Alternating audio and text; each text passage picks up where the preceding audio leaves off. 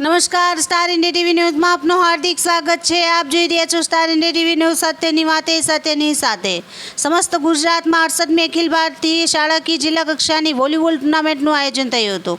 આજરોજ સવારે 10 કલાકે જિલ્લા કક્ષાની વોલીબોલનું ટુર્નામેન્ટનું આયોજન નવસારી જિલ્લાની ચીખલી તાલુકામાં કાંગવાઈ ખાતે કરવામાં આવ્યું હતું। આ ટુર્નામેન્ટ અંડર 14, અંડર 17, અંડર 19 એમ 3 વિભાગમાં રમાઈ હતી।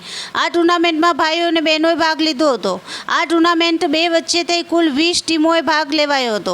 આ ટુર્નામેન્ટ કાંગવાઈ સાર્વજનિક હાઈસ્કૂલમાં આયોજન થયું હતું। આ ટુર્નામેન્ટમાં મુખ્ય મહેમાન તરીકે જિલ્લા રમતગમત અધિકારી અલ્પેશભાઈ પટેલ, શાળાના ટ્રસ્ટી શ્રી એ.ઈ. મંગેરા, શાળાના પ્રિન્સિપાલ શ્રી યુસુફ દિવાન, માજી સરપંચ જયવર્ધન પટેલ, ગુજરાત રાજ્ય રમતગમત મેમ્બર શ્રી હિતેશભાઈ પટેલ અને જિલ્લા કક્ષાની કન્વીનર ટીમ ઉપસ્થિત રહી હતી અને આ ટુર્નામેન્ટનું સુંદર આયોજન કરવામાં આવ્યું હતું।